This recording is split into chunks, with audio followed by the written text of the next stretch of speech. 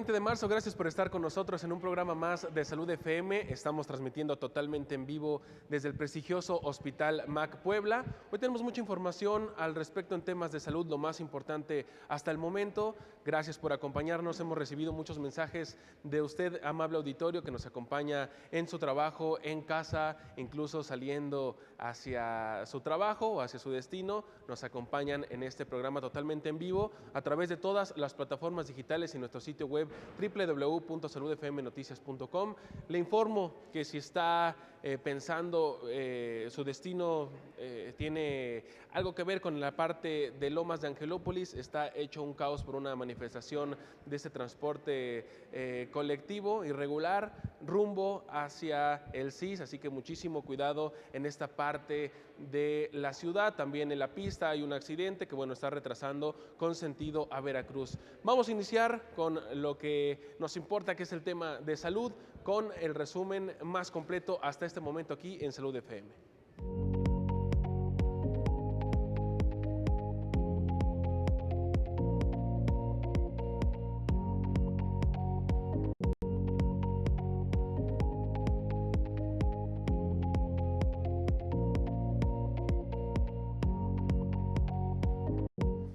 El Instituto de la Juventud de Puebla ofrecerá atención psicológica totalmente gratuita a jóvenes de entre 15 a 29 años. Esta iniciativa es impulsada por el alcalde Pepe Chedraui y la titular del Instituto, Carolina Cabrera Victoria, quienes aseguraron que existen factores como el estrés, ansiedad, depresión y otros problemas que actualmente están afectando a los jóvenes en su desarrollo integral, afectando su calidad de vida. Las y los interesados en recibir atención psicológica deberán agendar su consulta al 2222 130000 o acudir a las instalaciones del instituto ubicadas en la 4 Oriente 214 en un horario de 9 de la mañana a 3 de la tarde. Esto de lunes a viernes. Si estás pensando o estás pasando por un mal momento y consideras que tu bienestar emocional no es el óptimo, te invitamos a dar una oportunidad a esta atención psicológica totalmente gratuita por parte del Instituto de la Juventud. En más información, el gobernador del estado, Alejandro Armenta, dio a conocer su intención de que Puebla se convierta en un estado con más actividad física y deportiva, impulsando la Universidad del Deporte con el objetivo de que sea un instrumento transformador para restablecer el tejido social y mejorar la paz en el país. Armenta Mier ratificó al ex entrenador de la Franja, José Luis Sánchez Solá, como rector de la Universidad del Deporte y nombró como director de la Escuela de Tenis de mesa a Marcos Madrid, quien es el deportista número 1 del país en esta disciplina. También nombró a Sergio Niño como director de la Escuela de Box, mismo que es la pareja sentimental y entrenador de la titular de la Secretaría del Deporte y Juventud, la boxeadora Gabriela Sánchez. Nuestro gobernador es muy amable, le brinda premios a quienes menos lo merecen, pero en fin, esta historia apenas está comenzando. Por otra parte, la Universidad del Deporte estará ubicada en el Estadio Olímpico Ignacio Zaragoza y contará con una zona de box, canchas de básquetbol, gimnasio, vestidores, canchas de pádel, alberca, auditorio, zona de ping-pong, zona de artes marciales, canchas de fútbol y béisbol, así como residencia para las y los estudiantes. Además, contará con licenciaturas en Psicología Deportiva, Ciencias del Deporte, Comunicación Deportiva, Cultura Física y Gestión de Centros e Instituciones Deportivas. Ahora bien, continuando con información acerca del gobernador Alejandro Armenta, dio a conocer que una vez que concluya el nuevo hospital de San Alejandro, iniciará la construcción de un hospital del IMSS en Amozoc. El mandatario pidió el apoyo de las autoridades del municipio para lograr la escrituración del terreno y aseguró que la presidenta de México, Claudia Sheinbaum, dará el banderazo de esta obra una vez que concluya, le repito, el Hospital de San Alejandro en el mes de julio. Se estima que el monto para esta obra superará los 62 millones de pesos y tendrá 260 camas. No dieron más información de lo que tendrá este complejo. Cabe destacar que el predio donde estará este hospital fue donado por el Congreso del Estado en la zona de San Mateo Mendizábal, cerca de la carretera federal Puebla-Tehuacán. Buenas noticias para este municipio de Amozoc. En este tema del nuevo hospital de Amozoc también se solicitó el apoyo del director del IMSS, Zoé Robledo, quien ha sido tendencia en los últimos días ya que se habría filtrado su supuesta salida al frente del Instituto Mexicano del Seguro Social. Sin embargo, Zoé Robledo dejó en claro que continuará al frente y que está trabajando arduamente en todos los temas que le ha encargado a la presidenta Claudia Sheinbaum. Ya son casi 6 años de Zoe Robledo al frente del IMSS. Recordemos que inició en mayo del 2019 bajo la designación del expresidente López Obrador y ratificado por Sheinbaum en julio del 2024. Los próximos días son claves para saber si realmente sigue al frente del IMSS o deja la institución en manos de alguien que muestre mayor capacidad al frente de este importante instituto. Esta nota es muy importante ya que existe un aumento significativo de casos de tos ferina en diversas regiones del país. Hasta el momento en Puebla se han detectado 3 casos de esta enfermedad respiratoria, misma que se transmite a través de gotas de saliva expulsadas al toser y que provoca una tos incontrolable y persistente. El IMSS invita a la población a reforzar las medidas de higiene como el lavado frecuente de manos con agua y jabón, usar cubrebocas, no compartir objetos personales como alimentos, además de cubrirse la boca y nariz al toser, el famoso estornudo de etiqueta. También se hace un llamado a la vacunación, especialmente a las embarazadas para que reciban la vacuna TDPA a partir de la semana 20 de gestación para protegerse, y si ya existen síntomas como congestión nasal, estornudos y tos ligera, inicie un aislamiento posterior a la atención médica. Esto es lo más importante, evite automedicarse. Y la Secretaría de Salud está investigando una presunta negligencia médica en el Hospital de la Mujer de Tehuacán. Esto tras el fallecimiento de una mujer embarazada el pasado 18 de marzo. El tema causó indignación en la población, mismos que se manifestaron al frente del complejo antes mencionado y bloquearon la carretera federal México-Veracruz. La historia es la siguiente: la mujer de 32 años de edad acudió a atención médica en San Pablo, Zoquitlán, pero le negaron la atención, por la que fue trasladada en un colectivo al Hospital de la Mujer y Neonatología de Tehuacán en estado grave. Esta mujer lamentablemente perdió la vida luego de dar a luz y su bebé se encuentra grave según los reportes. El bebé está muy grave. Como siempre, después de las manifestaciones y de dar a conocer estos hechos, la Secretaría de Salud emitió un comunicado que vamos a ver enseguida en pantalla, en donde aseguró que entablarán una mesa de trabajo para conocer las demandas y peticiones de los inconformes, mismos que en meses pasados ya habían compartido las deficiencias que tiene este complejo. La Secretaría de Salud compartió que mantiene un seguimiento constante del caso y trabaja en la mejora del hospital, además de asegurar que este nosocomio tiene personal médico suficiente, pero que se prevé la incorporación de 2 especialistas, además de una ambulancia y abasto de medicamentos. Da coraje como cierran este comunicado en donde reafirman, según ellos, el compromiso con la mejora continua de los servicios para garantizar una atención médica oportuna y de calidad. Parece una burla después de la terrible situación que vivió esta mujer. No solo ella, sino muchos pacientes están viviendo estos casos. Esto va a continuar. Será importante conocer el estado de salud del bebé y que la Secretaría de Salud se quite de compromisos y mejor que cumpla. Ya las palabras bonitas cansaron a toda la entidad. Es momento de actuar. No se puede perder una vida más por las deficiencias tan notables que tiene nuestro estado. Ojalá que el gobernador y el secretario de Salud pongan atención a estos casos que son prioritarios. Sus faenas comunitarias y el circo próximo, que ya se avecina en la Feria de Puebla, puede esperar un poco más, pero la vida de las y los poblanos no puede esperar. Ojalá se pongan a trabajar.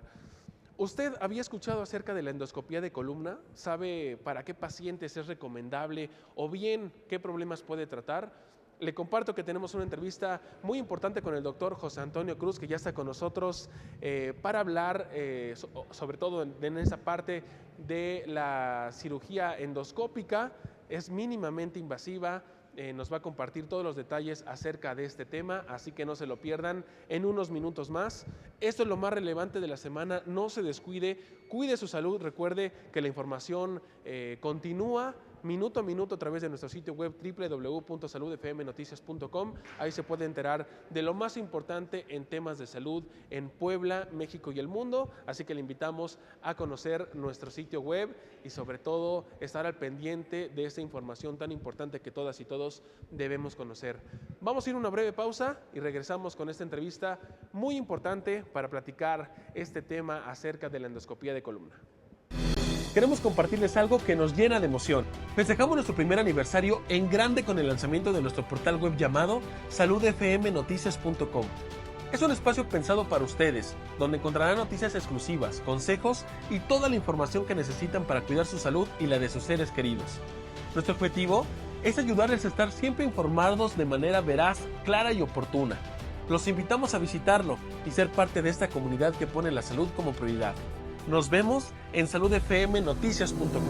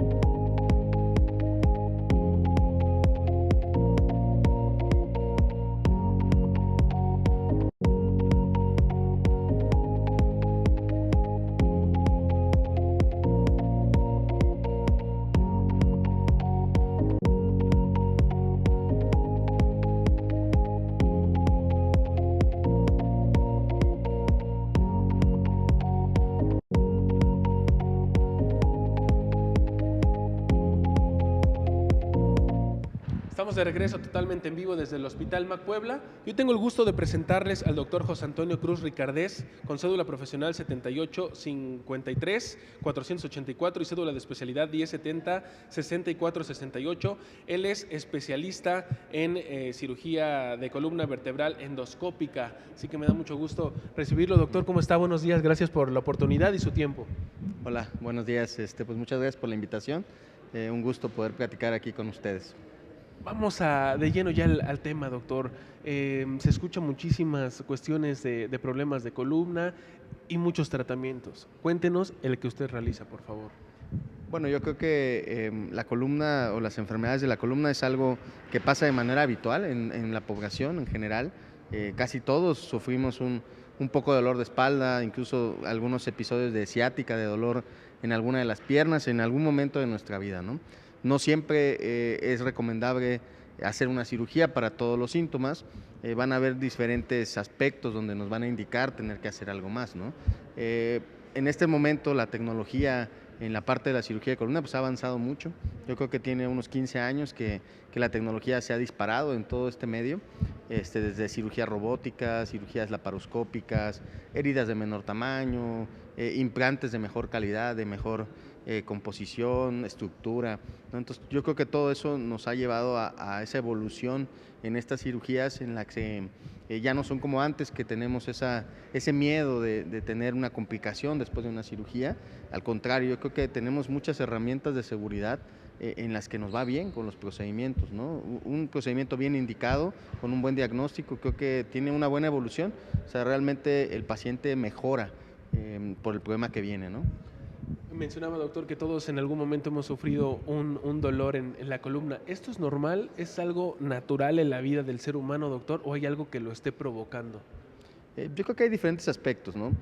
Como yo les explico a los pacientes, creo que tenemos factores internos y factores externos, ¿no? Van a ver, los factores internos pues son propios de nuestro cuerpo, muchos de ellos son congénitos, genéticos, que no vamos a poder quitárnoslo, ¿no?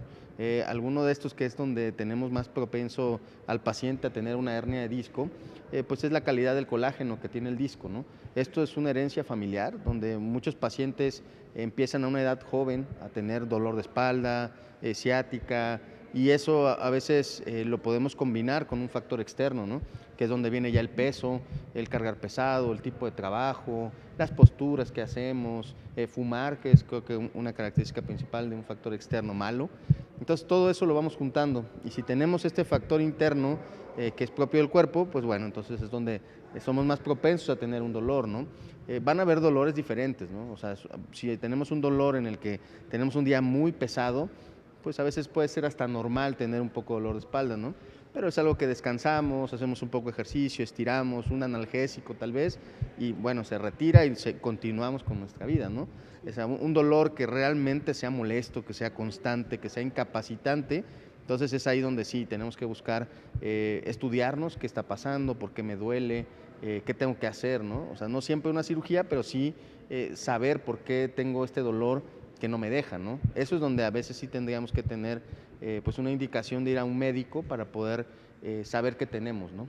En esta parte, doctor, del dolor que puede ser a lo mejor inevitable por lo que está comentando de estos factores de trabajo y demás, ¿existe algún síntoma, doctor, o alguna forma de que se siente el dolor que debería alarmarnos a las personas? Sí, yo creo que hay síntomas, como te digo, que van a ser indicativos de tener que ir a una consulta, ¿no? El mismo cuerpo te lo va a ir diciendo. Yo creo que si tenemos un dolor muy esporádico, muy leve, que sí está encaminado a alguna actividad que hacemos o algo que nosotros identificamos, lo dejamos de hacer o reposamos y se va el dolor, yo creo que hasta cierto punto tenemos que cambiar nuestros hábitos o cambiar algún factor externo de los que comentamos, ¿no?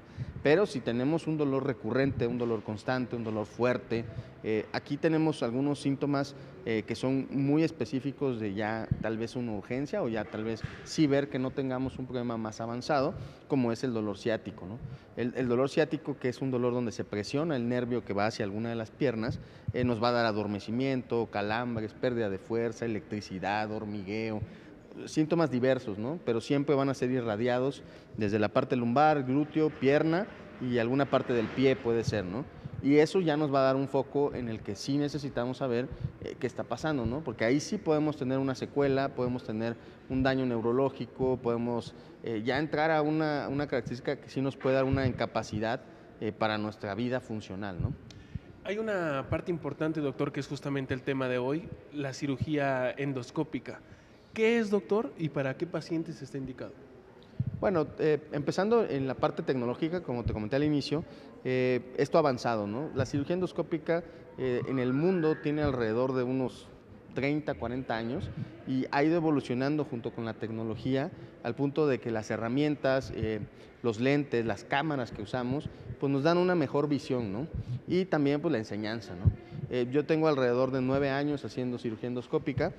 Cuando quise aprenderlo, pues tuve que salir fuera de México, porque en México no había un lugar como tal para aprenderlo. Y aprendemos fuera, en el extranjero, con obviamente maestros de muchas partes del mundo, en el que, bueno, ellos ya tienen esta experiencia y esta historia de la endoscopía, ¿no? Cómo fue evolucionando. A mí ya me toca la parte con la tecnología hecha, con las herramientas hechas, con los pasos a seguir, paso 1, 2, 3, que hace que podamos replicarlo de manera más sencilla, ¿no? Entonces, la cirugía endoscópica se fue haciendo inicialmente para las hernias de disco, que es como la patología más común, ¿no? O sea, yo creo que todo el paciente siempre dice, yo tengo una hernia de disco, ¿no?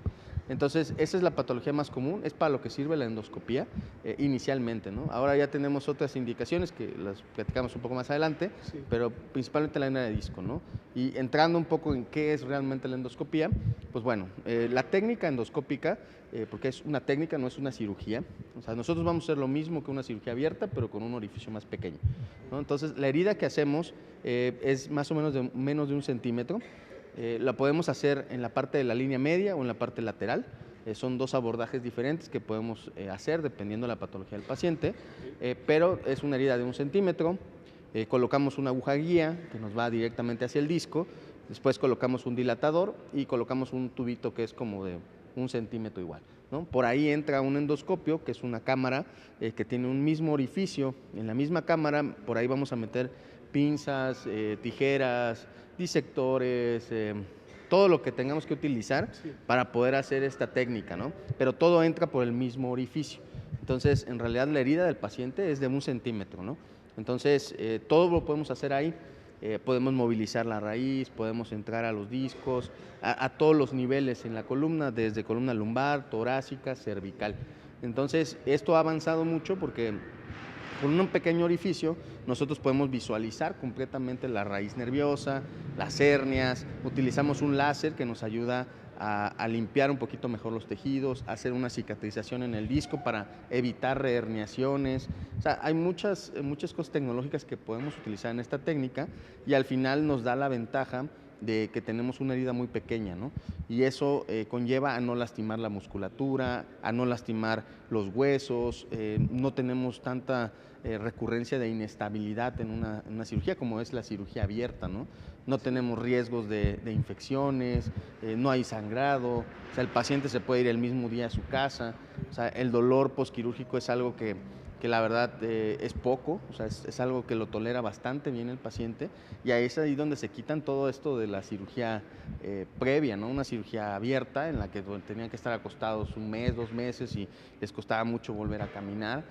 Esta cirugía se ha vuelto ambulatoria, ¿no? Entonces yo creo que tiene muchas ventajas en ese sentido. ¿Qué pacientes son los indicados, doctor, para recibir este tipo de cirugía? Yo creo que es importante que entendamos que como toda técnica nueva o nueva en nuestro país, vamos a tener todos los médicos diferentes indicaciones para hacer este tipo de cirugías, ¿no? O sea, realmente no todos los cirujanos de columna hacen endoscopía de columna, muchos de ellos están haciendo sus curvas para empezar a hacerlo. Yo creo que tenemos que empezar con pacientes sencillos, que es como lo ideal, un paciente joven con una hernia de disco, la verdad que son los que tienen la mejor evolución, es un paciente que probablemente le va a ir muy bien, ¿so? Y eso lo podemos ir avanzando, ¿no? Para mí, mi principal población de pacientes que tengo o son pacientes muy jóvenes que tienen una hernia de disco o son pacientes muy adultos de la tercera edad en las que tienen pues una sintomatología pues radicular, o sea, ciático hacia alguna de las piernas, hacia el glúteo, y es ahí donde podemos implementar una endoscopía con una descompresión sin llegar a colocar implantes, ¿no? Tornillos, cajas, que es lo que a veces tratamos de evitar con este tipo de cirugías, ¿no? O sea, no llegar al implante, por lo menos no de primera instancia, ¿no? Hasta ese punto. Doctor, si nos permite, vamos a hacer una breve pausa. Regresamos en un minuto aquí en Salud FM. Gracias por estar con nosotros nuevamente en Salud FM. Tuvimos aquí un problema técnico, pero ya se pudo resolver. Continuamos en esta entrevista, doctor. Claro que sí. Vamos a recapitular, ¿no? ¿Para qué pacientes es adecuada esta parte de la cirugía endoscópica? Bueno, yo creo que haciéndolo de manera general, creo que el paciente ideal va a ser el paciente joven que tenga una hernia de disco. Yo creo que ese sería el paciente electivo para este tipo de procedimientos porque la recuperación es muy buena y dañamos lo menos que se puede al paciente, ¿no? Y el otro paciente pues sería el otro extremo de la vida, que sería un paciente grande, un paciente de la tercera edad con comorbilidades, otras enfermedades, que tenga pues tal vez un riesgo más grande de hacer una cirugía pues más grande, más peligrosa. Entonces podemos utilizar este tipo de procedimientos para tratar de mejorar la calidad de vida de ese paciente sin poner en riesgo su salud, ¿no? Su vida.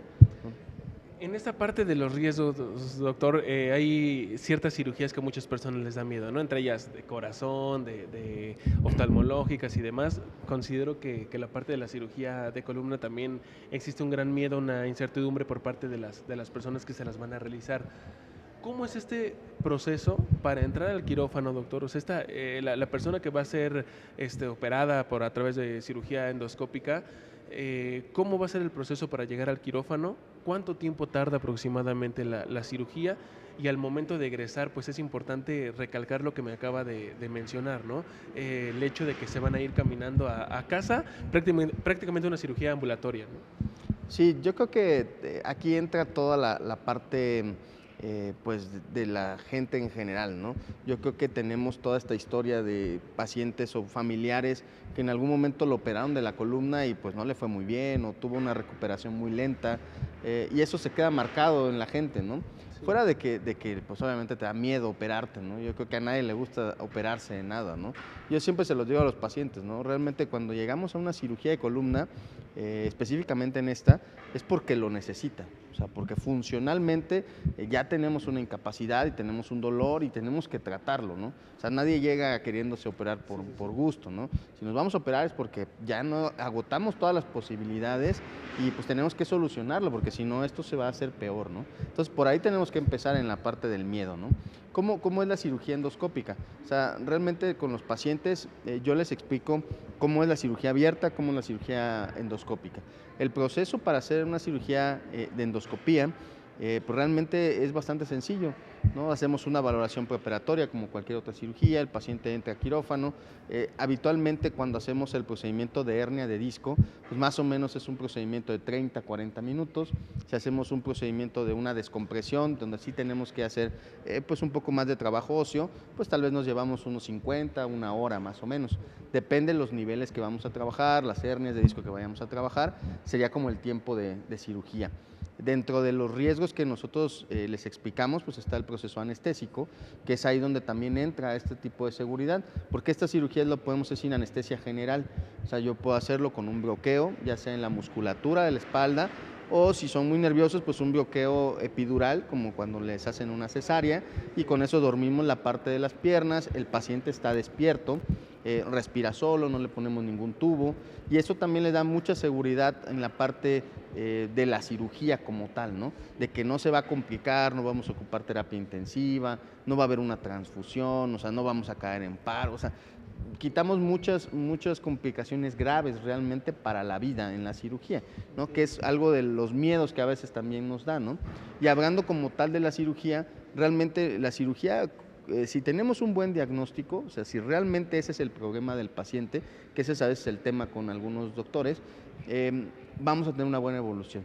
O sea, la cirugía está muy localizada a lo que tenemos que hacer, ¿no? Si te duele la pierna, si te duele el glúteo, si te duele del lado izquierdo, del lado derecho, esta cirugía tiene que ir directo a donde duele. Si nosotros lo hacemos de manera correcta, el dolor se va a ir, ¿no? Y se va a ir de una manera efectiva, rápida, va a empezar a disminuir el dolor al otro día de la cirugía, y dentro de la cirugía yo puedo observar completamente dónde nace el nervio, qué lo está obstruyendo, puedo dejarlo completamente libre, y eso a mí como cirujano pues me deja tranquilo en la evolución del paciente, ¿no? Entonces creo que es una cirugía bastante efectiva, ¿no? Tiene sus indicaciones, no es para todas las cirugías, pero creo que si la indicamos bien, la evolución es muy buena.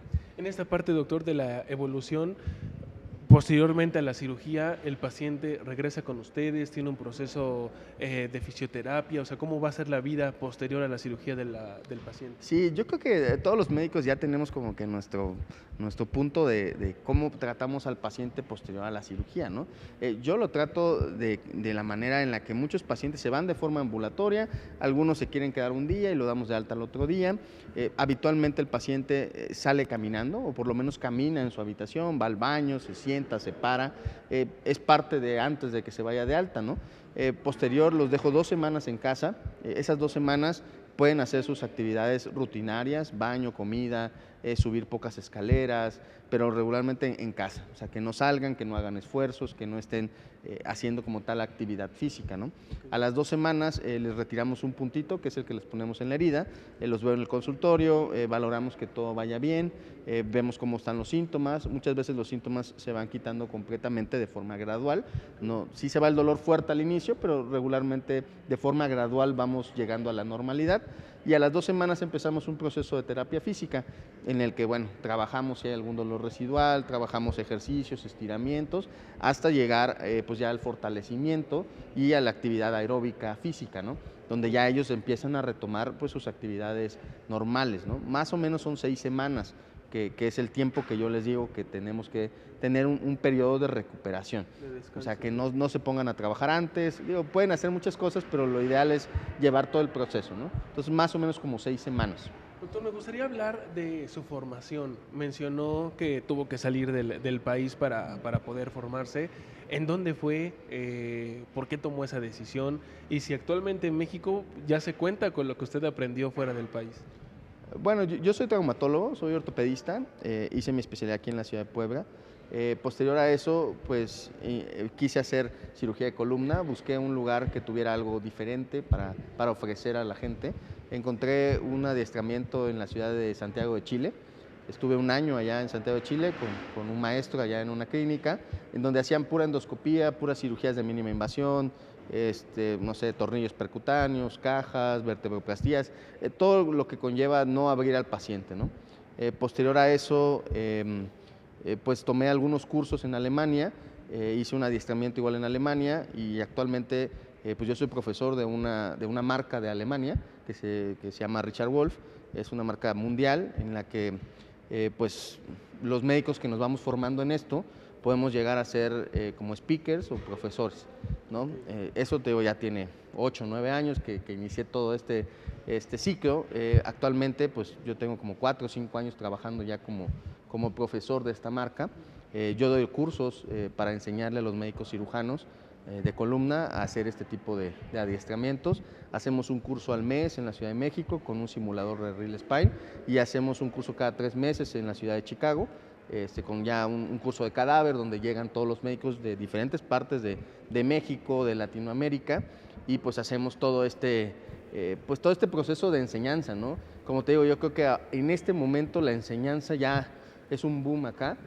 Tiene como 3 años que estamos constantemente haciendo cursos, constantemente capacitando a los médicos. Yo incluso los acompaño a las cirugías. Yo opero en muchos lados de México. Por ahí aparezco de repente en Mérida, que en Monterrey, que en Guadalajara. ¿Por qué? Porque yo trato de capacitar al médico que está en diferentes lados y eso pues también hace que sus cirugías sean un poco más seguras para que puedan ellos también hacer estos procedimientos, ¿no? ¿Usted es poblano, doctor? No, yo soy de Chiapas. ¿Qué se siente que un mexicano vaya al extranjero a enseñarle a cirujanos de todo el mundo, doctor? Bueno, yo creo que es parte de la meta profesional de todos los médicos. Es un camino diferente. Cuando yo empecé el camino, pues no era un camino fácil. Yo creo que mucha gente al inicio siempre dijo, no, esto no sirve, esto no funciona, esto está inventando cosas. Actualmente ya en todos los cursos, en todos los congresos que tenemos a nivel cirujanos de columna México y a nivel mundial, todos tenemos módulo ya de endoscopía. Cuando yo empecé no había nadie hablaba de endoscopía. Actualmente hay módulo de endoscopía. Yo voy a casi todos los congresos de México. Estamos presentes en los temas de endoscopía. ¿Por qué? Porque a pesar de que no somos los pioneros a nivel mundial, pero tal vez en México sí. Soy de los pocos médicos tal vez que empezó con esto hace ya muchos años. Ahorita ya hay varios médicos, ya hemos ido capacitando. Hay otras empresas también que capacitan, pero creo que sí fui de los primeros, ¿no? Aquí en Puebla, pues creo que yo soy el que opera más endoscopía a nivel Puebla. Y bueno, te digo, esto es algo que se va replicando, ¿no? No soy el único, pero pues creo que sí es algo que se ha venido haciendo paso a paso, ¿no? Y creo que la enseñanza, por lo menos el tema que nosotros tenemos, que es una marca alemana, pues está muy marcado a enseñar 1, 2, 3, 4, 5 pasos, ¿no? Y eso nos hace que el médico lo replique y nos deja pues que todos podamos tener una buena evolución con estas cirugías, ¿no? Que eso es lo ideal, ¿no? Doctor, espero no entrar en controversia, espero que tenga una opinión certera a través de esta pregunta que le quiero realizar. En Puebla, vamos a hablar solamente del estado de Puebla, se escucha muchísimo una empresa, adiós al dolor de espalda, no hay cirugía y demás. Y usted lo que oferta es la cirugía. Claro. ¿Qué pasa en estas empresas en donde hay muchísima publicidad, doctor? En donde le llenamos al paciente esa idea de no hay necesidad de operarte, te vamos a poder solucionar este tema sin cirugía, y usted oferta la cirugía, ¿no? En este caso la cirugía endoscópica. ¿Qué opinión le merece, doctor? Bueno, yo creo que aquí hay que dejar un poco claro el contexto de la pregunta, ¿no? O sea, yo no oferto cirugías, o sea, yo oferto resolver un problema del paciente. No todos los pacientes que llegan a consulta conmigo se van con cirugía, ¿no? Yo creo que sí hay indicaciones para hacer una cirugía y hay indicaciones para no hacerla o para esperarnos hasta que el paciente necesite realmente la cirugía. Van a haber dolores muy agudos que nos van a hacer actuar rápido y van a haber dolores crónicos que podemos manejarlo de forma conservadora, terapias, infiltraciones, medicamentos, cambios en el estilo de vida. Yo creo que estas empresas o estas otras clínicas que se dedican a esto, que no son cirujanos, son otro tipo de médicos o rehabilitadores o no sé lo que sean, yo creo que juegan mucho con el porcentaje del paciente. Entonces nosotros realmente cuando vemos un paciente, probablemente 1 de cada 10 pacientes se va a operar, o sea, o necesita una cirugía. O sea, es poca el porcentaje de cirugías que nosotros vamos a indicar de manera real en un paciente, ¿no? Mucho paciente responde bien al tratamiento conservador y ahí es donde a veces como que se agarran un poco estas clínicas para poder decir es que no necesita cirugía, no necesita cirugía, pues sí, porque el 90% tal vez no necesita cirugía, ¿no? Entiendo. Pero eso no quita que les cobran mucho dinero por hacer terapias o que les andan poniendo ozono, que les pongan infiltraciones o medicamentos por la vena o les cobran 30 sesiones de rehabilitación.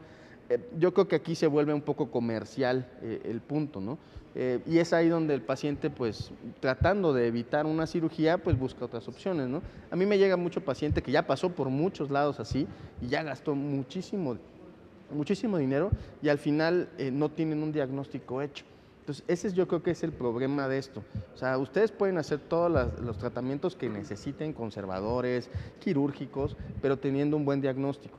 Y el diagnóstico te lo va a dar el médico que se especializa en la cirugía de columna. No te lo va a dar el rehabilitador, no te lo va a dar el fisiatra, no te lo va a dar el médico que hace de dolor. O sea, el diagnóstico te lo va a dar el médico cirujano de columna.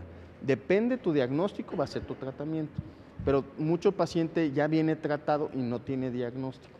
Que ese yo creo que es el problema y ojalá que eso es lo que se lleven a casa.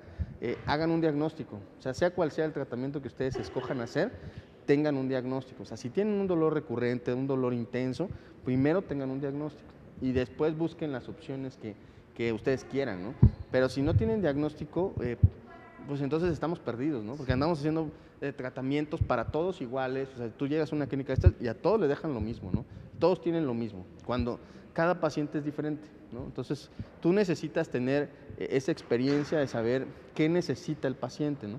Si el paciente necesita cirugía, hay que decirle que tiene cirugía.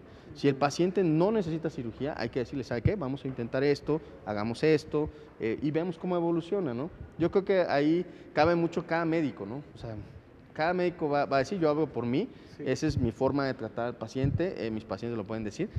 Yo cuando indico una cirugía es porque realmente necesitan una cirugía y porque creo que eso es realmente lo que les va a ayudar, ¿no? Entiendo. Pero yo creo que es un concepto que cada quien tiene que ir teniendo, ¿no? Y justamente esa era mi pregunta, doctor, qué bueno que la reafirmó, no por el hecho de ofertar la cirugía, sino cuando usted ya le indica al paciente es esta cirugía y la cirugía que usted realiza, que pues es lo importante para el paciente, ¿no? Hemos entrevistado a muchos médicos, doctor, cardiólogos y demás, y nos hablan pues de muchas cirugías de urgencia, ¿no? Hay que hacer un cateterismo de inmediato para evitar el infarto y demás, ¿no? Claro. En esta parte de su especialidad, doctor, ¿cómo comprende en la parte de médico la idea, la psicología del paciente? ¿Qué tanto alargan este proceso de visitar a un experto? ¿Qué tanto alargan el hecho de cuando usted les dice se requiere la cirugía, el paciente reacciona a la brevedad, alargan mucho el procedimiento? ¿Eso le afecta o no le afecta al paciente? Bueno, yo creo que tenemos diferentes parámetros, ¿no? O sea, vamos a tener cirugías de urgencias como es una fractura, ¿no? Una fractura de columna por un accidente, una luxación, pues son las que llegan a urgencias, ¿no? Y esas hay que operarlas, esas sí no hay mucho cambio, ¿no? Sí. De lo que tenemos que hacer, ¿no? Pero bueno, hablando en el tema más degenerativo o más crónico, pues entramos en la parte dolorosa, ¿no? Que un paciente levantó algo pesado, se quedó atorado, tiene dolor en la pierna, que es algo como debuta el paciente o como se presenta en la consulta, ¿no? Ahí tenemos que valorar diferentes situaciones. Nosotros como cirujanos de columna vamos a tener que cuidar la función siempre del cuerpo. Entonces, la función que cuidamos es la nerviosa. Si el paciente llega con un déficit nervioso, pie caído, disminución de la fuerza, pierna dormida, dolor intenso en la pierna, eso para nosotros es un foco de alarma y eso probablemente hay que hacer algo, ¿no? Ya sea infiltrarlo, quitarle el dolor, operarlo si es que la hernia está muy grande o hay una compresión importante. ¿Por qué? Porque ahí podemos tener un déficit, o sea, y es una complicación que ya no se va a quitar, o sea, va a quedar una secuela y el paciente va a quedar así con el pie, aunque ya después ya no tenga dolor, pero ya va a tener la secuela. Y eso es precisamente lo que hay que evitar, ¿no? O sea, no hay que llegar a esa situación, ¿no? El paciente, depende cómo llegue, yo les explico, miren, va a pasar esto, puede ser que responda, y dependiendo cómo vaya el paciente es lo que se hace. tenemos esas indicaciones que nos hacen correr más, ¿no? Y tal vez decirle al paciente, hay que hacerlo más rápido. Al final es decisión del paciente, ¿no? Sí. Tenemos otros síntomas que hay uno que es una urgencia que se llama caudequina, donde perdemos función de los esfínteres, y es ahí donde dices, bueno, eso también es una urgencia, ¿no? Porque ahí ya tenemos una incapacidad pues muy funcional, ¿no? Todas esas cosas como que sí nos hacen pues decidir hacer una cirugía, ¿no? Pero principalmente el tema aquí es el dolor, ¿no? O sea, el dolor depende cómo lo maneje el paciente, ese es en el que ellos pueden decidir esperarse, tratarse rápido, ¿no? O sea, yo creo que el analgésico pues ha tratado de quitar el síntoma, ¿no? No te quita el problema, pero te quita el síntoma. Entonces, ahorita hay millones de analgésicos. Entonces, mucha gente huye mucho de la cirugía, no quiere la cirugía de primera instancia, prueban muchas situaciones que al final se vale, ¿no? Yo creo que parte de estos tratamientos tiene que ser así. O sea, el paciente tiene que pasar por muchas partes antes de decidir hacer una cirugía. O sea, es muy raro el paciente que llegue a la primera, sí, ya, cirugía, a menos de que de verdad esté muy mal, ¿no? Pero un paciente crónico que tiene 2, 3 años con dolor, busca opciones, busca algo más, busca terapia y está bien. Mientras sea algo funcional, yo creo que se vale buscar diferentes opciones a lo que te ayude, ¿no? Y se tenga ese diagnóstico, ¿no, doctor, que mencionaba? Bueno, es que yo creo que esa es la parte fundamental, que es la que se pierde, ¿no? O sea, yo entiendo que la gente le duele la espalda, va con el terapeuta, ¿no? Que me dé un masaje, que me haga esto, y le ayuda, ¿no? Mejora. Pero al mes otra vez está igual, ¿no? O ¿sabes qué? Me voy con el médico general y que me dé una pastilla. O ya sé qué pastilla me tengo que poner, pero me duele una vez a la semana, pero me tomo una pastilla y yo ando bien. O sea, ese tipo de manejos son manejos sin diagnóstico. Entonces el paciente no sabe ni qué tiene, pero él sigue tomando medicamentos o está decidiendo él su tratamiento de una forma en la que solamente está haciendo que la enfermedad se alargue, se haga peor, y cuando ya llegue al proceso de un diagnóstico vamos a decir, no, es que esto ya está muy avanzado, ¿no? O sea, cuando algo tal vez se pudo haber tratado antes sin llegar a algo más, pues ya lo hicimos largo porque estuvimos con tratamientos que al final hay que entender, el tratamiento conservador quita los síntomas, no quita el problema. Entonces, si nosotros tenemos un problema muscular, pues adelante, esto nos va a solucionar. Pero si realmente tenemos un problema en la columna, una hernia, una estenosis, pues realmente esto nada más nos va a quitar los síntomas y el proceso va a seguir avanzando, ¿no? El daño va a seguir, ¿no? En esta parte, doctor, al inicio de la entrevista mencionábamos acerca de las hernias de disco, que igual nos comentó que es uno de los padecimientos más frecuentes. ¿Qué es esto, doctor? Cuando una persona dice, ¿tienes una hernia de disco? ¿Qué es lo que tiene, doctor? Sí, yo creo que la hernia de disco es un diagnóstico complejo, ¿no? O sea, yo creo que lo tomamos a veces muy a la ligera una hernia de disco, ¿no? Todos tienen hernias de disco. Van a haber hernias de disco que son agudas, que son principalmente en pacientes jóvenes, que son como los más activos, los que tienen estas características internas que mencionamos, y eso los va a pasar a la hora que recogen algo pesado, que hacen alguna actividad, algún golpe, eso lo va a detonar, ¿no? Y la hernia pues simplemente es cuando sale un poco de material del disco, se hace como una ruptura en el disco y sale un pedazo de disco, ¿no? Es como una protusión, una bolita que sale, que va a presionar, puede ser hacia alguna de las piernas donde salen los nervios, y eso nos va a dar el nervio ciático, ¿no? El dolor ciático. Eso es principalmente a grandes rasgos una hernia, ¿no? Hay diferentes evoluciones de la hernia, en el que tenemos hernias más grandes, hernias que están contenidas, hernias que ya están rotas. Eso también varía mucho en el dolor del paciente. Pero también tenemos unas hernias de disco que son crónicas, que aquí ya entra un factor degenerativo del disco, en el que es lo que pasa mucho con la gente pues de mediana edad, ¿no? 50 años, 60 años, empiezan a tener un proceso degenerativo de su disco, y al final sí tuvieron una hernia tal vez al inicio, pero ya se fue complicando con un proceso degenerativo, con un proceso de inestabilidad en su columna, y eso se va haciendo que su columna ya no sea totalmente funcional, pero ya no es una hernia de disco sola, ¿no? Porque a veces llega mucho paciente, no, pues quítame la hernia y ya con eso vamos a estar bien. Depende tu síntoma, ¿no? Si tienes una hernia de disco que tiene 4 años ahí y ese es tu diagnóstico y crees que quitándote la vas a ir bien, eso no va a funcionar así, ¿no? Si tienes una hernia de disco que tiene un mes, mes y medio, que es agudo, ok, perfecto, eso va a funcionar de una forma. O sea, sí hay mucho concepto en el que, por eso te digo, yo creo que sí necesitan ir con alguien que sepa de esto realmente, ¿no? Porque si no, todos nos quedamos con esa idea de hernia de disco general y creen que todas se tratan igual y creen que todos necesitan lo mismo. Y eso creo que más que ayudar en la población, pues va a haber mucha gente que le va a ir bien, pero van a haber unos que les va a ir mal y desgraciadamente esos pacientes que les va mal dan muchísimas vueltas, gastan muchísimo dinero y al final no tienen el tratamiento que realmente necesitan, ¿no? ¿Y cuáles podrían ser los tratamientos de una hernia de disco, doctor? Pues mira, los tratamientos depende del síntoma principal del paciente, ¿no? Si no tenemos un signo de alarma, normalmente el paciente con una hernia de disco que no está extruida, que no tenemos un dato radicular tan fuerte, responde bien al analgésico, ¿no? Se le pone algún medicamento inyectado, se le da algún neuromodulador, se maneja incluso con algún tipo de infiltración cerca del nervio para que desinflame, y eso habitualmente hace que la misma hernia de disco como que pierda un poco de tamaño, pierda esa inflamación que es la que provoca el dolor y eso se estabiliza, ¿no? Por eso principalmente los pacientes pues no se operan de primera instancia, a menos de que haya algún síntoma muy agudo o muy llamativo que nos dé un signo de alarma, ¿no? Okay. Pero regularmente el paciente, lo primero que llegan a la consulta, manejo analgésico.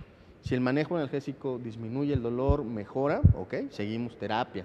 Y creo que tenemos una buena evolución para que el paciente vaya bien. O sea, no necesariamente todos llegan a operarse, ¿no? Okay. Que eso también hay que entenderlo. Pero sí depende mucho del síntoma del paciente, ¿no? En dado caso, doctor, que requiera cirugía, ¿es similar con la cirugía endoscópica?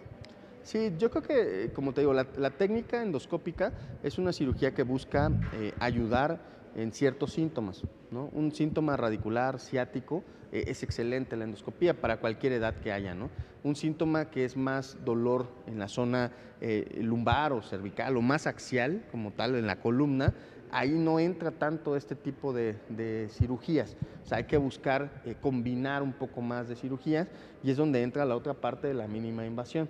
En la mínima invasión ya tenemos, podemos colocar implantes de manera en la que igual no hacemos una cirugía abierta, hacemos heridas pequeñas, pero igual colocamos estabilizadores, tornillos, barras, cajas, todo eso también se puede hacer.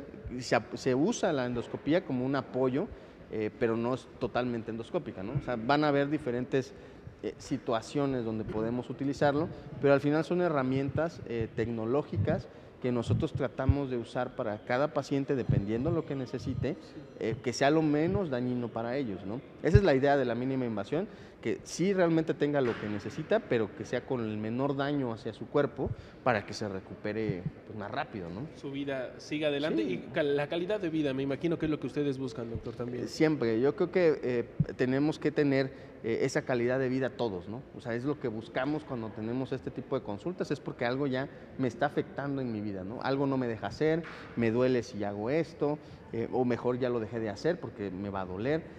Es ahí donde la calidad de vida va disminuyendo, ¿no? Hablando de paciente joven, un paciente ya grande, pues es un paciente que si llega a una enfermedad muy avanzada, pues ya no camina, ya no puede ir al baño, necesita ayuda para todo, pierde su independencia y eso creo que es algo a lo que nadie quiere llegar, ¿no?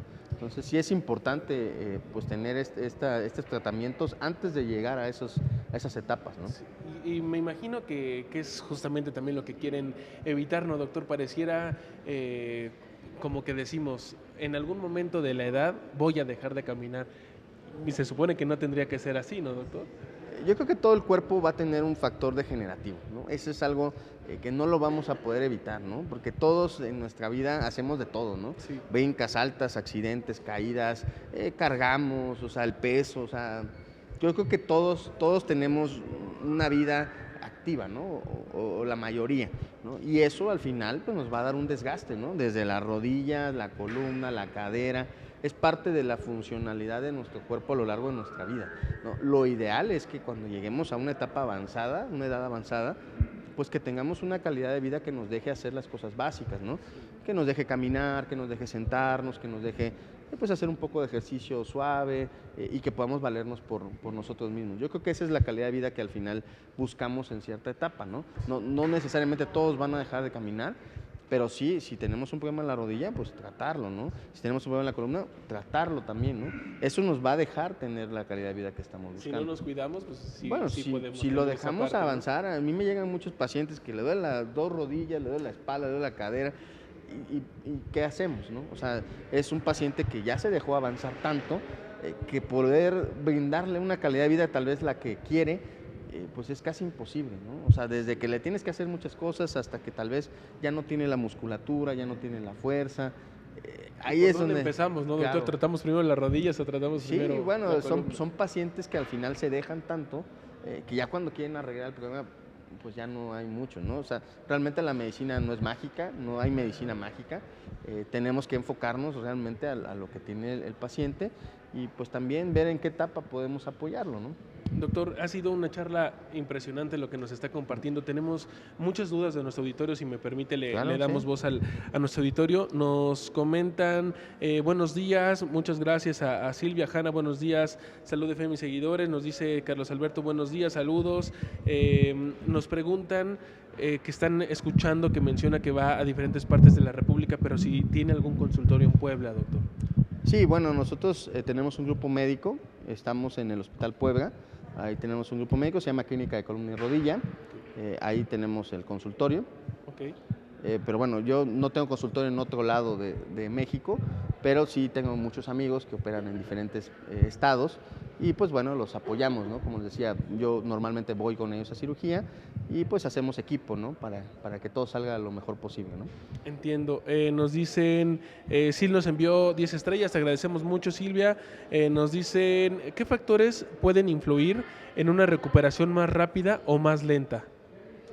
Yo creo que aquí también tenemos que ver qué daño tiene el paciente, ¿no? Como lo comentamos, si tenemos un paciente con mucho daño, probablemente su recuperación va a ser lenta, ¿no? Si tenemos un proceso agudo, algo que tratamos de manera adecuada, al tiempo adecuado, probablemente la recuperación sea más rápida, ¿no?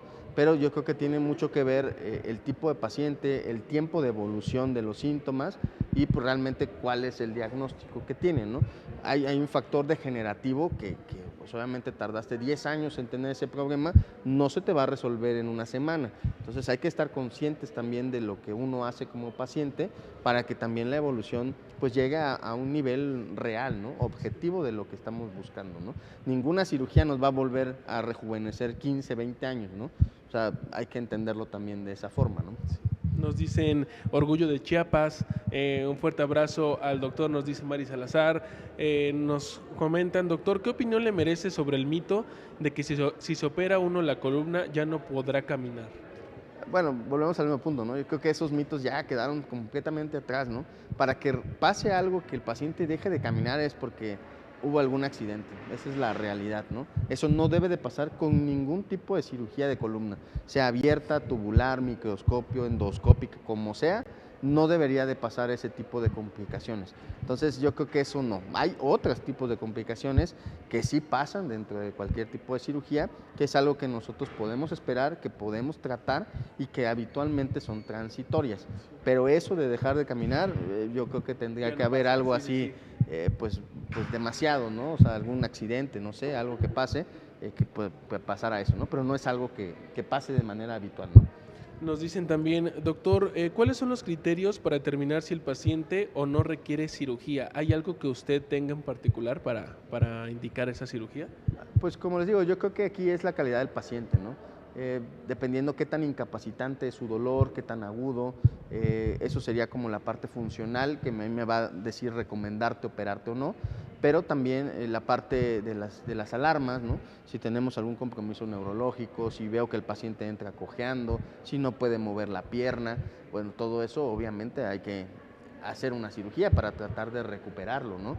Pero yo creo que aquí tenemos que ver muy bien al paciente, ¿no? A mí me gusta pues ver totalmente al paciente, qué tan activo es, si está gordito, si hace ejercicio, si está todo el día sentado, o sea, yo creo que todo eso también nos da un panorama qué es mejor para ellos, ¿no? O si mejor esperamos porque es demasiado activo, bueno, le vamos a dar un poco de tiempo. O sea, Cada paciente es diferente. Sí, todos los pacientes son diferentes y yo creo que vale la pena individualizarlos y verlos cada quien cómo hace su vida, ¿no? Todos tenemos vidas diferentes, ¿no? Entonces sí es importante esa recomendación, ¿no? Nos dicen, doctor, las personas que no son operadas, ¿usted les da algún tipo de terapia? ¿La podría compartir? Bueno, yo como tal no doy terapia, yo no soy terapeuta. Nosotros trabajamos con varios terapeutas, no es de nosotros el centro de terapia, pero sí tenemos muchos terapeutas que trabajan con nosotros, que ven a nuestros pacientes y como les digo, normalmente el 80% de mis pacientes se van a terapia.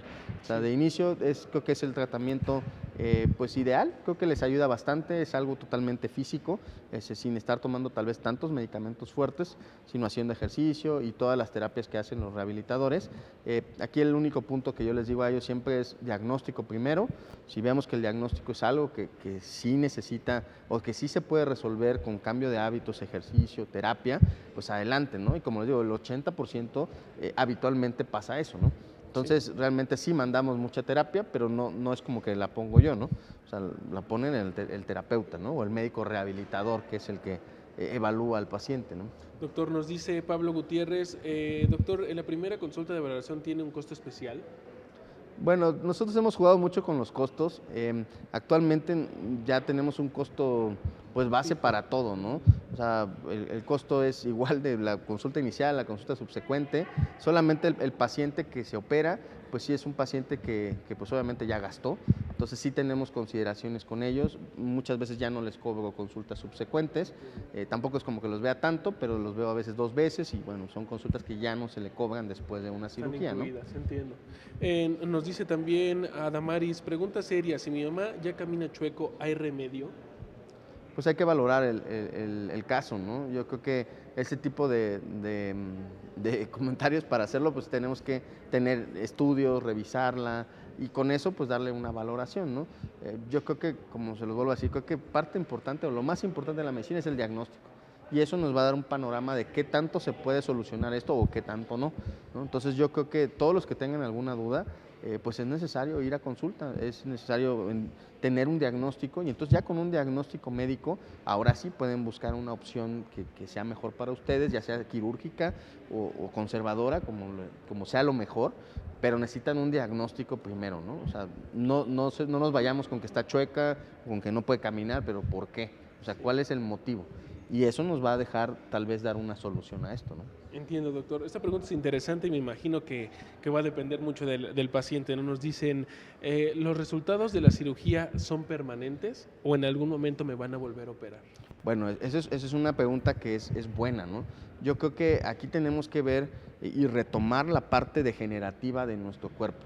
O sea, cuando nosotros hacemos una cirugía, hablando de la endoscopía, regularmente tratamos el síntoma del paciente. O sea, vamos directamente al problema que tiene el paciente para solucionárselo en ese momento. Pero no solucionamos todos los problemas de los discos, no hay un apartado regenerativo en la parte del disco. Quiere decir que tu disco va a seguir su proceso degenerativo, tu cuerpo, tus articulaciones. O sea, yo lo que le digo al paciente, o sea, en este momento vas a volver a estar normal como estabas antes, ¿no? Pero si tú no cambias tus hábitos, si tú no bajas de peso, si tú no haces ejercicio, esto te va a volver a pasar, ¿no? Porque esto no es magia. O sea, no porque ya te operaste una vez quiere decir que nunca más te vas a volver a operar o nunca más vas a tener problemas. No funciona así. O sea, si tú no te cuidas antes, pues te va a pasar esto. Y si no te cuidas después, te va a volver a pasar. No, o sea, no hay magia en esto, ¿no? O sea, yo creo que eso también lo tiene que entender mucho el paciente, porque a veces dicen, no, si ya me operó una vez, me van a volver a operar. Pues si no te cuidas, te va a volver a pasar, o sea, esto no te va a No es eximir. eterno, claro. Claro, o sea, pero es parte de la evolución o de lo que hacemos en una vida normal, ¿no? O sea, el paciente, la idea de operarlo es para que vuelva a ser una vida normal, ¿no? Que camine, que corra, que viaje, que haga lo que tenga que hacer, ¿no? Pero, pues sí, puede pasar más adelante, Ya ¿no? con Si no se hábitos cuida. diferentes, ¿no? Después de Bueno, la si cirugía. se cuida, probablemente, si es que necesita algo, lo va a necesitar en muchos años después, ¿no? O incluso tal vez no lo ocupe. Depende también de cada paciente. Pero sí necesitan cuidarse, o sea, eso es algo que Primordial. tienen que hacer, ¿no? Entiendo, doctor. Nos dice Adamaris, pasen mi pregunta, ya está resuelta por el doctor. Nos dicen, doctor, cuando uno tiene un dolor en la parte baja de la espalda ya muy persistente, ¿será necesaria alguna cirugía?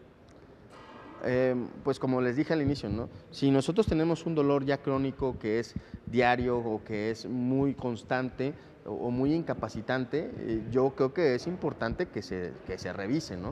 O sea, que veamos realmente cuál es la patología que tiene, cuál es su diagnóstico. No sé si ocupe una cirugía, ¿no? Pero probablemente si tiene un dolor muy constante, pues hay una patología. Entonces necesitamos saber primero qué es y en qué etapa está, ¿no? Y con eso pues irán saliendo algunas opciones de tratamiento. Digo, no todo es cirugía directo, sí, pero probablemente si tiene una patología muy avanzada, pues va a ser una opción la cirugía, ¿no? Pero yo creo que ahí la recomendación es estúdiese primero antes de ver. No es normal tener un dolor constante en la columna o en alguna otra parte del cuerpo. No es algo que debemos de normalizar, el vivo con el dolor y vivo con el... No, o sea, hay que saber por qué tenemos el dolor y si no es tan avanzado, pues dar un tratamiento, ¿no? Y si ya está muy avanzado, pues buscar una solución, porque de otra forma cada vez se va a poner peor. O sea, los dolores que son así crónicos, constantes, no mejoran mágicamente. O sea, normalmente empeoran o se agregan otros síntomas hacia las piernas, hacia el glúteo, o se vuelven más fuertes, ¿no? Entiendo. Nos dice Pablo Gutiérrez, mi papá tiene un tema de columna que se ha tratado con fisioterapia, terapia de electrodos, pero ¿qué recomienda, doctor? Siempre un problema de espalda que lleva tiempo, ¿será solución la cirugía? Sí, yo creo que retomamos los mismos puntos, ¿no? Yo creo que para la audiencia, los que están interesados en esto, hagan un diagnóstico. Ese es el primer paso de todo esto, ¿no? Vayan a consulta, ya sea conmigo, o vayan con alguien que se dedica a la columna, que les haga un buen diagnóstico, que les explique por qué están teniendo las molestias y entonces ahora sí van a tener una opción de un tratamiento, ¿no? Pero yo no les recomiendo tener un tratamiento sin diagnóstico, ya sea de terapia, de analgésicos, de manejo de dolor. Primero tengan un diagnóstico, ¿no? Que eso es lo que creo que todos los centros que se dedican al control de dolor o lo que tengan que hacer, es lo primero que deben de pedir. Si no lo piden, entonces estamos mal, porque estamos haciendo tratamientos sin diagnóstico y médicamente no es lo correcto. Entonces, a ver si le atinamos, ¿no? Pues a todos lo mismo y pues sí, a algunos se le va a quitar, a algunos no se le va a quitar. Entonces ahí vamos a caer en qué tanto funciona esto, ¿no? Y es donde dicen, bueno, es que esto no sirve, es que nada más me quitaron mi dinero. Entonces yo creo que antes de caer en todas esas circunstancias, el paciente tiene que tener la obligación de buscar a alguien que se dedique a esto, que le haga un diagnóstico y entonces ahora sí, que vea opciones de tratamiento, pero ya sabiendo qué tiene, ¿no? O cuál es la causa del dolor. Doctor, ha sido una charla muy interesante para todo el auditorio que tiene muchas dudas, pero queremos dejar en pantalla sus redes sociales para que lo puedan buscar directamente y sobre todo que agenden una consulta de valoración para que realmente sepan qué es lo que tienen, ¿no? En este momento estamos observando las redes sociales del doctor José Antonio Cruz Ricardés. ¿Algo más que nos desee agregar, doctor, que no se nos vaya? ¿Con qué nos quedamos de esta entrevista? Bueno, yo creo que lo que hemos dicho toda la entrevista, ¿no? Busquen primero un diagnóstico, ¿no? Busquen a alguien que se dedique a esto, que sea especialista, antes de tomar tratamientos, ¿no? O sea, no se espanten, no todo se resuelve con una cirugía. Si se llegara a hacer una cirugía, pues ya vieron, hay muchas opciones que no lastiman tanto al paciente, que se recuperan rápido, ¿no? Pero yo creo que a veces tenemos miedo de ir con el cirujano porque que todos nos van a decir que hay que operarse, ¿no? Entonces yo creo que vale la pena ir a una consulta de valoración, tener una opinión y de eso pues ya tener otras opciones, ¿no? Se valen tener más opciones, se vale tener más tratamientos, pero no deben de pasarse por alto el diagnóstico que tienen, ¿no? Entiendo. Doctor, le agradezco mucho su tiempo, su amabilidad, esta excelente plática que tuvimos y sobre todo la forma en cómo nos explicó. Hay muchos comentarios de nuestro auditorio que nos indican pues que entendieron muy bien esta parte de lo que usted nos compartió. Le agradezco mucho por su tiempo. Gracias, doctor. Agradezco nuevamente al doctor José Antonio Cruz Ricardés con cédula profesional 785-3484 y cédula de especialidad 1070-6468. Le reitero sus redes sociales. En Instagram, @José_CruzR y en Facebook, cirugía de columna vertebral endoscópica. Lo estamos observando en este momento en pantalla. Gracias, doctor. Que tenga buen día. Gracias al Hospital Mac Puebla por permitirnos realizar este programa desde sus instalaciones. Nos vamos, nos vemos el siguiente jueves. Recuerde que la información más importante en temas de salud la encuentra aquí en Salud FM.